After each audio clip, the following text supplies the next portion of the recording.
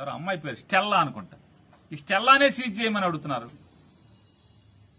ఈ స్టెల్లా పేరు కాకుండా ఇంకోటి కెన్స్టార్ అని ఒకటి ఉంది సముద్రంలోనే.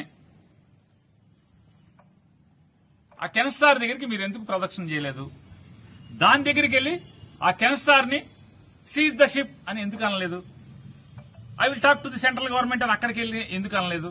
కాకినాడకు సంబంధించినటువంటి మీ 2 పేపర్లు 10 ఛానల్స్ ఉన్నాయి కదా, దాంట్లో ఒక 2-3 ఛానల్స్ విలేకరులతో మాట్లాడాను.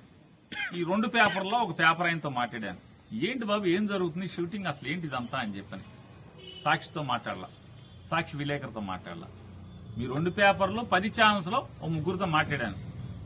మాట్లాడితే వాళ్ళు చెప్పేది ఏంటంటే, సార్ ఇదంతా పెద్ద డ్రామా, ఇది ఈ స్టెల్లాలో పవన్ కళ్యాణ్ గారు సీజ్ ద షిప్ అన్నాడు కదా స్టెల్లాలో. ఆ స్టెల్లాలో దగ్గర దగ్గర 36 మంది ఎక్స్పోర్టర్స్ కలిసి 35,000 టన్నులు ఎక్స్పోర్ట్ చేయడానికి దాన్ని తెచ్చుకున్నారు. 36 మంది ఎక్స్పోర్టర్స్ 35,000 టన్నుల్ని ఎక్స్పోర్ట్ చేయడానికి తెచ్చుకున్నారు. మనిషికి 1000 టన్నులు రమారమ్మి 1000, 1500, 500 టన్నులు ఒక్కొక్కడికి ఒక మాక్సిమం 400-500 టన్నుల నుంచి ఉన్నారు ఒక్కొక్కళ్ళు. ఇప్పటికి ఒక 3,000 టన్నులు లోడ్ అయింది, ఇంకా 32,000 టన్నులు లోడ్ చేయాలి. కానీ కెన్స్టార్ అని ఉంది. అసలు సినిమా అక్కడ ఒకే వ్యక్తి, ఒకే ఎక్స్పోర్టర్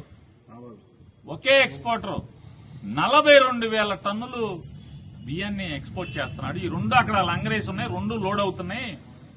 ఆ కెన్స్టార్ కి మాత్రం వెళ్ళరు. ఈయన కెన్స్టార్ కి ఎందుకు వెళ్ళరంటే, ఆయన సీను అని చెప్పని సాక్షాత్తు ఆంధ్రప్రదేశ్ రాష్ట్ర ఆర్థిక శాఖ మంత్రి వియ్యంకుడు కోడలు తండ్రి వేల్పూర్ సీను ఏదంతా నాకు వాళ్ళే చెప్పారు. ఆ పేర్లన్నీ కూడా తగిలింది నాకు. వేల్పూర్ సీను ఈ రాష్ట్ర ఆర్థిక శాఖ మంత్రికి వియ్యంకుడు. అతను ఒక్కడే 42,000 టన్నులు ఒకే షిప్ మొత్తం ఇది 35,000, 36 మంది 35,000 టన్నులు 36 మంది లోడ్ చేసి బయటకు ఎక్స్పోర్ట్ చేస్తున్నారు.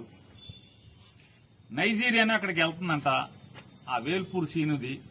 ఆ వేల్పూర్ సీను ఒక్కడే 42,000 టన్నులు ఎక్స్పోర్ట్ చేస్తున్నాడు. ఏ దాంట్లో ఉండవా? దాంట్లో లేవా అంటున్నా?